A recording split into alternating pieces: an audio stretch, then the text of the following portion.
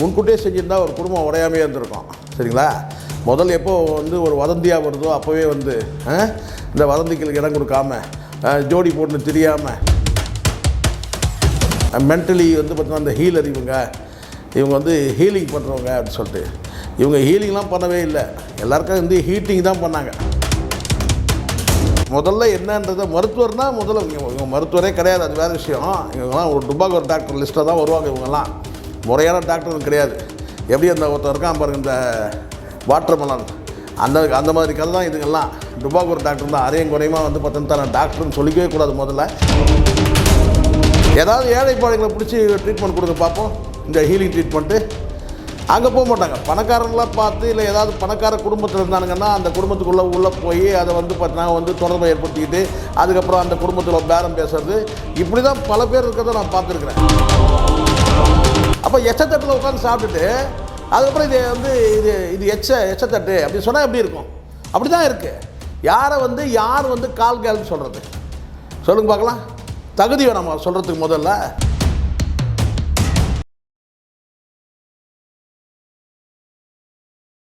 Sir வணக்கம். வணக்கம் sir. வணக்கம். எப்படி இருக்கீங்க? நலம். ரவி மோகன், நம்ம தெரிய நடிகர் ரவி மோகன் அவர்களுடைய கேர்ள் ஃப்ரெண்ட் கெனிஷான்னு இருக்காங்க. உங்களுக்கே தெரியாது, நிறைய வதந்திகள்லாம் பரவிச்சு, நிறைய விமர்சனங்கள்லாம் உள்ளாச்சு.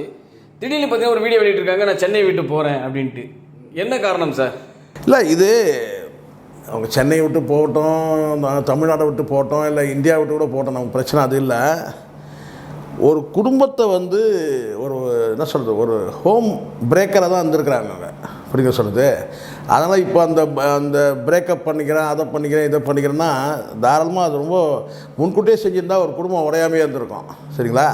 முதல்ல எப்போ ஒரு வதந்தியாக வருதோ அப்போவே இந்த வதந்திகளுக்கு இடம் கொடுக்காம ஜோடி போட்டு தெரியாமல் அப்படி இருந்தாக்கா இந்த விவாகரத்து வழக்கெல்லாம் நீதிமன்றத்துக்கு போயே இருக்காது. சரிங்களா? மனிதர்கள் சபல புத்தி உள்ளவர்கள் தான் சார் இருக்குது. அதில் விதிவிலக்காக சில பேர் இருக்கலாம். பெரும்பான்மையான ஆண்களாக இருக்கட்டும், அது பெண்களாக இருக்கட்டும், சபலப்படக்கூடியவராக இருக்கலாம். ஆனால் எந்த வகையிலும் இன்னொரு குடும்பம் அல்லது இன்னொருத்தர் கண்ணில் கண்ணீர் வர அளவுக்கு நடந்தக்கூடாது. இவங்க தெரிஞ்சே இந்த கெனிஷா என்னத்தை தெரப்பிஸ்ட்டுன்னு தெரியல. அவங்க சொல்கிறாங்க இல்லையா, மென்டலி பார்த்தீங்கன்னா அந்த ஹீலர் இவங்க ஹீலிங் பண்ணுறவங்க அப்படின்னு சொல்லிட்டு இவங்க ஹீலிங்லாம் பண்ணவே இல்லை. எல்லாருக்கும் ஹீட்டிங் தான் பண்ணாங்க.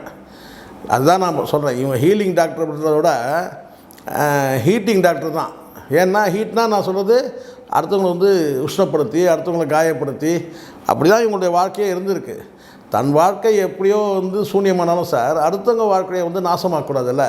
தன்னுடைய வாழ்க்கை சூன்யமாயிடுச்சு சொல்லி அடுத்தவங்களுடைய வாழ்க்கையை நாசப்படுத்தக்கூடாதுன்றான். நான் என்னை பொறுத்த வரைக்கும் நான் இந்த பெண் செய்தது தவறு.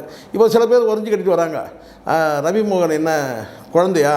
ஏன் கெனிஷாவே கேட்குறாங்க, ரவி மோகன்னா குழந்தையா, அவருக்கு தெரியாதா அப்படின்னு சொன்னான். நான் என்ன கேட்குறேன், அவர் குழந்தையா இருக்கிறாரோ குழந்தையா இல்லையோ, அவருக்கு எதுக்கு நீங்கள் ட்ரீட்மெண்ட் பண்ணீங்க? அவர் ஒரு நோயாளின்னு தெரிஞ்சு தான் நீங்கள் ட்ரீட்மெண்ட் பண்ணுறீங்க. அவர் குழந்தை மாதிரி தானே கிட்டத்தட்ட இருந்திருக்கிறாரு. அப்படி தான் நம்ம சொல்ல முடியும். ஏன்னா அவர் தான் சொல்கிறாரு இவங்க உயிரை காப்பாற்றினவங்க அப்படின்லாம் சொல்கிறாரு. ஏன் இவங்கள கூட சொல்லியிருக்கிறாங்க. அப்போது ஒரு பலவீனமான மனிதராக ரவி மோகன் இருந்திருக்கிறாருன்றது கன்ஃபார்ம் தானே. ஏதோ ஒரு வகையில் ரவி மோகன் ஒரு பலவீனமாக இருந்திருக்கிறார். அதை நீங்கள் பயன்படுத்தி அந்த குடும்பத்தையே நாசமாக்கிறது எந்த வகையில் தப்பு, எந்த வகையில் சரி? ஒன்று. ரெண்டாவது, கணவன் அதாவது கட்டினா மனைவியிலேருந்து கணவனை பிரிக்கிறீங்க, பிள்ளைகள்கிட்டேருந்து அப்பாவை பிரிக்கிறீங்க, அம்மா அப்பா கிட்டேருந்து பிள்ளையை பிரிக்கிறீங்க. இவ்வளோ பண்ணிவிட்டு அதுக்கப்புறம் நான் பார்த்திங்கன்னா என்ன மாதிரி ஒரு உத்தமியே இல்லை இந்த உலகத்திலேயே, நான் தான் ரொம்ப உத்தமின்ற மாதிரி சொல்கிறது எப்படி சரியாக இருக்கும்? ஒரு மருத்துவர் முதல்ல என்னன்றதை மருத்துவர்னால் முதல்ல இவங்க மருத்துவரே கிடையாது, அது வேறு விஷயம். இவங்கெல்லாம் ஒரு டுபாகோ டாக்டர் லிஸ்ட்டில் தான் வருவாங்க. இவங்கெல்லாம் முறையான டாக்டரும் கிடையாது. எப்படி அந்த ஒருத்தர் இருக்கான் பாருங்க, இந்த வாட்டர்மெலன் அந்த மாதிரி கதை தான் இதுங்கெல்லாம். டுபாகோ டாக்டர் தான் அரையும் குறையுமா பார்த்தீங்கன்னா நான் டாக்டர்னு சொல்லிக்கவே கூடாது. முதல்ல சரி, ஏதோ ஒன்று. இப்போ நான் என்ன சொல்லியிருக்கேன்னா, நீ பெரும்பாலும் நீ ட்ரீட்மெண்ட்டு ரவி மோகனை தவிர்த்து வேறு யாருக்கும் கொடுத்தா மாதிரியே தெரியலையே. இந்த ட்ரீட்மெண்ட்டுன்றது ஹீலிங் ட்ரீட்மெண்ட்டு ரவி மோகனை தாண்டி வேறு யாருக்கும் கொடுத்தா மாதிரி தெரியவே இல்லை. ஏதாவது ஏழை பாழைகளை பிடிச்சி ட்ரீட்மெண்ட் கொடுங்க பார்ப்போம், இந்த ஹீலிங் ட்ரீட்மெண்ட்டு. அங்கே போக மாட்டாங்க. பணக்காரங்களாக பார்த்து இல்லை ஏதாவது பணக்கார குடும்பத்தில் இருந்தானுங்கன்னா அந்த குடும்பத்துக்குள்ளே உள்ளே போய் அதை வந்து பார்த்தீங்கன்னா வந்து தொடர்பை ஏற்படுத்திக்கிட்டு அதுக்கப்புறம் அந்த குடும்பத்தில் பேரம் பேசுறது, இப்படி தான் பல பேர் இருக்கிறத நான் பார்த்துருக்குறேன். திடீர்னு ஒன்று கிளம்பி வருதுங்க. திடீர்னு ஒரு போன வாரம் தான் ஒன்று கிளம்பி வந்துச்சு, மியூசிக் டைரக்டர் என்ன அதை பண்ணிட்டான் இதை பண்ணிட்டான் அப்படின்னு சொல்லிட்டு. அது அப்புறம் பார்த்திங்கன்னா அதுக்கு வந்து ஒரு வெயிட்டேஜே கிடைக்கவே இல்லை, அப்படியே போயிடுச்சு. இது மாதிரி ஒவ்வொரு காலத்தில் இப்போ வந்து இந்த பொம்பளை பொறுக்கிகள் எல்லாம் வந்து ரொம்ப எச்சரிக்கையாக இருக்கணும் இந்த ஆம்பளை பொறுக்கிகள்கிட்ட. அவ்வளோதான் நான் சொல்லுவேன். ஒரே வார்த்தை சொன்னேன்னா, பொம்பளை பொறுக்கிகள் யாரெல்லாம் இருக்கிறானுங்களோ அவனுங்கெல்லாம் இந்த ஆம்பளை பொறுக்கிகள்கிட்ட எச்சரிக்கையாக இருக்கணும். இதுங்கெல்லாம் ஆம்பளை பொறுக்கிகள், ஓப்பனாக சொல்கிறேன். அடுத்த புருஷனை வந்து களமாடுறவன் இல்லை அடுத்தவன் பொண்டாட்டியை களமாடுறவன் எப்படி வந்து பொம்பளை பொறுக்கியோ, அடுத்தவ புருஷனை களவாடுறவன் வந்து பார்த்திங்கன்னா ஆம்பளை பொறுக்கி.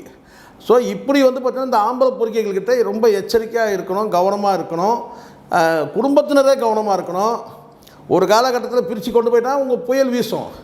இப்போ நல்ல வேளை அந்த ஆர்த்தி குடும்பத்தில் வந்து பார்த்தீங்கன்னா கொஞ்சம் ஸ்ட்ராங்காக இருக்கிறாங்க, அதனால் அவங்க தாக்கி பிடிக்கிறாங்க. இதே மனசு உடஞ்சி ஏதாவது ஒன்று ஆனால் என்ன ஆகும்? சப்போஸ் ஒரு சூசைட் பாயிண்ட்டுக்கு போயிடுறாங்க சார், ஏதோ ஒரு வருத்தத்தில் வந்து இது மாதிரி வந்து ஒரு குடும்பத்தில் நடக்கும்போது ஒரு மன வருத்தத்தில் மனவேதனையில் மனசு உடஞ்சி போய் ஏதோ ஒரு தவறான முடிவு எடுத்துட்டா அந்த உயிரை திருப்பி கொடுக்க முடியுமா? இந்த மாதிரியான ஆம்பளை பொறுக்கிகள் நான் கேட்குறேன்.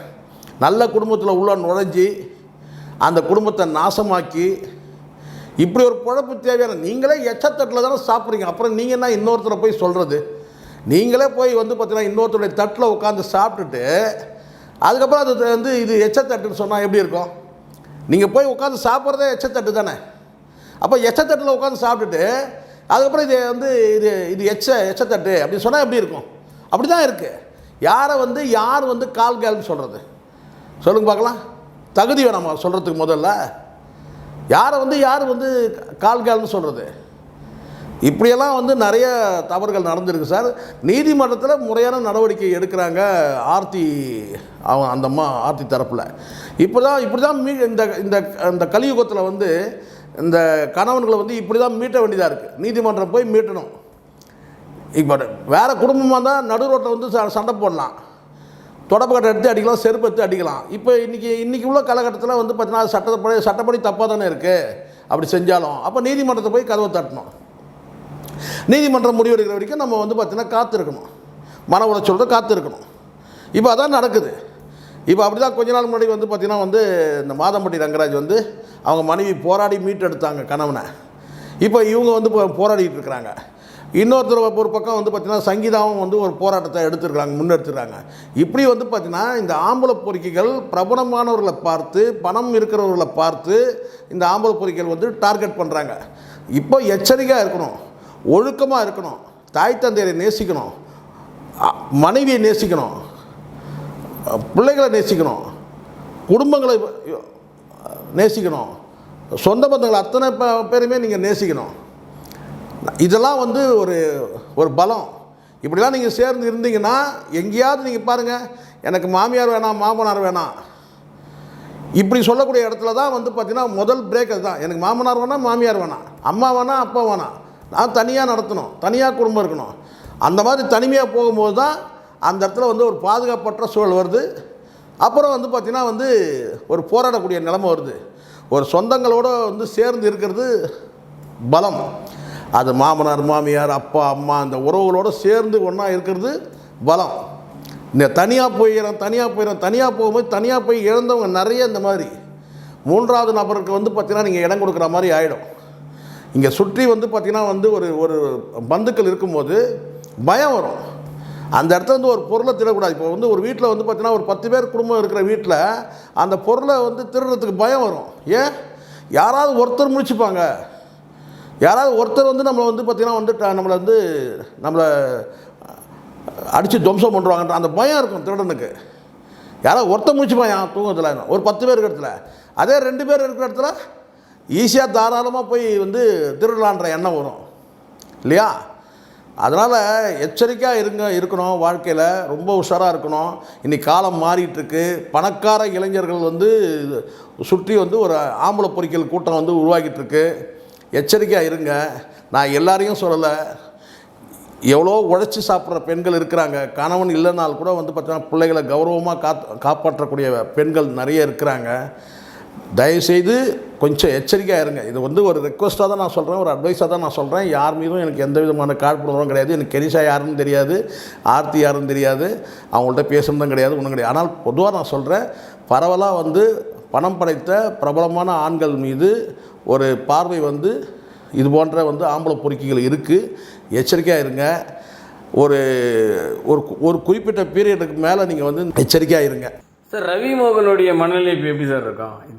இல்லை சார், அவரை பொறுத்த வரைக்கும் சார், நான் ரவி மோகனை எந்த இடத்துல சில பேர் கூட கேட்குறாங்க, நீங்கள் எப்பவுமே ரவி மோகனுக்கு சப்போர்ட் பண்ணுறீங்க. அறிவு இருக்காடா உங்களுக்கு? முதல்ல அந்த கேள்வி கேட்குறீங்கல்ல. தப்பு பண்ணவன் தான் என் லிஸ்ட்டில் யாராக இருந்தாலும். ஆனால் அதே சமயத்தில் ரவி மோகனை பொறுத்த வரைக்கும் அவர் சரியாக தான் இருந்தார். ஒரு கட்டத்தில் உங்களுக்கு நான் இது எப்படி உங்களுக்கு சொல்லி புரிய வைக்கிறேன்னு தெரியல சார். சார் இப்போது வீட்டில் வந்து வெஜிடேரியன் சாப்பாடு இருக்குது, தொடர்ச்சியாக வெஜிடேரியன் தான் செய்வாங்க மனைவி. வெஜிடேரியன் சாப்பாடு தான் வீட்டில் இருக்குது. நான்வெஜ்ஜுக்கு ஆசைப்படக்கூடாது. 4 பேருக்கு என்ன சாப்பிட்றோம் அதுதான் நம்ம சாப்பிட்ணும், அதுதான் நல்லது. அதுதான் ஒரு சாக்ரிஃபைஸ். குடும்பத்தில் எல்லோரும் நான்வெஜ் யாரும் சாப்பிட்றவங்க கிடையாது, எல்லாருமே வெஜிடேரியன் சாப்பிட்றவங்கன்னா அப்போது 2 பிள்ளைகள் மனைவி வெஜிடேரியன் சாப்பிட்றவங்க. அப்படி இருக்கும்போது நாமளும் வந்து வெஜிடேரியனாக மாறிடணும், அவ்வளோதான். இல்லை எனக்கு வந்து நான்வெஜ் கண்டிப்பாக வேணும்னு சொன்னால் என்றைக்கோ ஒரு நாளைக்கு நீங்கள் போய்ட்டு நீங்கள் தனியாக போய்ட்டு அந்த நான்வெஜ் சாப்பாடை சாப்பிட்டு வந்துடலாம். மீனோ கறியோ முட்டையோ ஏதோ ஒன்று நீங்கள் சாப்பிட்டு வந்துடலாம், அவ்வளோதான். அந்த சாப்பிட்டது வீட்டுக்கு கூட தெரியக்கூடாது. ஆனால் அந்த நான்வெஜ்ஜு அந்த மெட்டீரியல் அந்த பொருளை வாங்கிட்டு வந்து மீனோ கறியோ கொண்டு வந்துட்டு வீட்டிலே சமைச்சு உட்காந்து அவங்க முன்னாடியே சாப்பிட்றீங்க பார்த்தீங்களா, அதுதான் சிக்கல், அதுதான் பிரச்சனை. முதல்ல வெஜிடேரியன் சாப்பாட்டுக்கு நீங்கள் மாறிடணும். அது ஒரு சாக்ரிஃபைஸ், குடும்பத்துக்காக, பிள்ளைகளுக்காக, மனைவிக்காக. இல்லை என்னால் மாற முடியாது, எனக்கு நான்வெஜ் வேணும்னு சொன்னீங்கன்னா நேராக போய் ஹோட்டலில் போய் சாப்பிட்டுட்டு கை கழுவிட்டு வந்துடணும், தெரியக்கூடாது வீட்டுக்கு. ஆனால் நீங்கள் அது செய்யக்கூடாது. ஆனால் வந்து அப்படி தான் உங்களுக்கு கட்டாயம் வேணும்னா நீங்கள் நான்வெஜ் வெளியில் போய் சாப்பிட்டு ஒரு நாள் சாப்பிட்டு வந்துடலாம். ஆனால் நீங்கள் என்ன செய்றீங்கன்னா கறி வந்து மீன் எல்லாத்தையும் வீட்டில் கொண்டு வந்துட்டு அந்த அது கொண்டு வந்து சமைச்சு நீங்கள் வந்து வீட்டிலே சாப்பிடும்போது அப்போ அது மற்ற 3 பேருக்கும் ஒரு கொமட்டல் வரும், வாமிட் வரும். அதுக்கப்புறம் ஆட்டோமேட்டிக்காக இயல்பாக அந்த என்ன சொல்கிறேன் அந்த ஐக்கியம் இருக்காது, அன்பு இருக்காது, பாசமுறை விலகிடுவாங்க. இதுதான் உண்மை, நான் சொல்கிறது தான். ரொம்ப நாசுக்காக நான் சொல்லியிருக்கிறேன். அதனால் வந்து வெஜிடேரியனாக மாறிடுங்க, அதுதான் பெஸ்ட்டு. நீங்கள் அப்படி வெஜிடேரியனாக மாறல, நான் அப்படி தான் நான் இருப்பேன், நான்வெஜ் தான் கொண்டு சொன்னால் இது காலப்போக்கில் என்ன ஒன்று கேட்டால் நான்வெஜ்ஜா வெஜ்ஜான்ற அந்த சண்டை நடந்துக்கிட்டே இருக்கும். புரியுதுங்களா சொல்கிறது? அதனால் கடைசியில் நான் கேட்டால் அந்த நான்வெஜ்ஜை கூட பார்த்தீங்கன்னா சில குடும்பங்கள் என்ன செய்யணும்னா, சரி நானும் நான்வெஜ் சாப்பிட்றேன்னு சொல்லிட்டு அவங்க தனியாக வந்து என்ன செய்யணும்னு கேட்டிங்கன்னா வந்து கறி மீன் வாங்கி வந்து வீட்டிலே சமைப்பாங்க. நான் என்ன சொல்கிறதுன்னு புரியுதுன்னு நினைக்கிறேன் உங்களுக்கு. உங்கள் வீட்லேயே உங்கள் முன்னாடியே வந்து ஒரு நான்வெஜ் சமையலை அவங்க செய்வாங்க. உன் நான்வெஜ்ஜை நீ சாப்பிட்டுக்கா, ஏன் நான்வெஜ்ஜை நான் சாப்பிட்டுக்கிறேன்னு சொல்லிட்டு. இது நல்லா இருக்குமா குடும்பத்துக்கு? நாசமாயிரும் குடும்பம். ஏதோ நல்ல பெண்கள், குடும்ப பெண்கள், நல்ல வளர்ப்பில் இருக்கிற இந்த ஆர்த்தி, ஸ்ருதி போன்ற பெண்கள் வந்து இன்றைக்கும், சங்கீதா போன்ற பெண்கள் இன்றைக்கும் போராடிட்டு இருக்கிறாங்க. அந்த போராட்டத்துக்கு நாம் துணை நிற்போம், அவ்வளோதான் சார். சார் ஆர்த்தி ரவி அவங்களுடைய விவாகரத்தை வந்து ஆல்ரெடி ஏன் பயப்படுறீங்க? சங்கீதா சேருங்க சார். இல்லை சார், அவங்களுடைய வழக்கு வந்து நிலுவையில் இருக்குது. இப்போ ரவி மோகன் அவர்கள் வந்து திரும்ப வந்தால் ஆர்த்தி அவர்கள் ஏற்றுப்பாங்கன்னு நினைக்கிறீங்களா? ஏற்றுப்பாங்கன்றதை விட சார், சில நேரங்களில் திருவிழாவில் குழந்தைகள் காணாமல் போகுது. காணாமல் போன குழந்தை வந்து மீண்டும் கிடைச்சா ஏற்றுக்கலையா சார்? அப்படி தானே சார் இது? குழந்தையும் கணவனும் ஒன்றா அப்படி தான் சார் சொன்னோம்னு, வேறு வெளியே அப்படி தான் இருக்கிறானுங்க சில பேர், அப்படி தான் இருக்கிறானுங்க. அதாவது திருவிழாவில் காணாமல் போன குழந்தை கூட்டத்தில் காணாமல் போயிடுச்சு, யாரோ கைப்பிடிச்சி கூப்பிட்டு போயிட்டாங்க. காவல்துறை ரிப்போர்ட் கொடுத்து அந்த குழந்தைய மீட்டு கொடுத்தா சேர்த்துக்கலையா சார்? அப்படி தான் சார் இது. காவல்துறை என்பது இப்போ நீதிமன்றம், குழந்தை என்பது ரவி மோகன், இப்படி சொல்கிறது. திருவிழா என்பது கெனிஷா, இப்படி தான் நம்ம எடுத்துக்கணும். உதாரணத்துக்கு திருவிழாவில் காணாமல் போன குழந்தை மீட்டு எடுக்கப்பட்டிருக்கு, ஏற்றுட்டு தான் ஆகணும், அப்போ தான் நல்லது. ஏட்டிக்கு போட்டி பண்ண முடியாது இல்லை சார். குழந்தை சார் இந்த இடத்துல எல்லாரும் ஒன்று புரிஞ்சுக்கணும். ஆர்த்தியாக இருக்கட்டும், ரவி மோகனாக இருக்கட்டும், எல்லாம் யாருமே குழந்தைங்களோட எதிர்காலம் இருக்குது. குழந்தைங்களுடைய மனசை புரிஞ்சுங்க. குழந்தைங்க இந்த இடைப்பட்ட இந்த நாட்களில் வந்து தந்தையை பிரிஞ்சு அப்பாவை பிரிஞ்சு எவ்வளோ ஏக்கத்தோடு இருந்திருப்பாங்கன்னு பாருங்கள். அதனால் இதெல்லாம் வந்து பார்த்திங்கன்னா ஒரு ஆக்சிடெண்ட்டு, ஒரு கெட்ட கனவுன்னு நினச்சிக்கிட்டு, கெனிஷா என்பது ஒரு கெட்ட கனவு, அவ்வளோதான். ரவி மோகன் மறந்துட்டு குடும்பத்தோடு சேர்ந்து நல்லபடியாக இருக்குன்றது தான் என்னுடைய எண்ணம். சரி சார், பொறுத்திருந்து பார்ப்போம். Thank you sir, thank you. நன்றி சார்.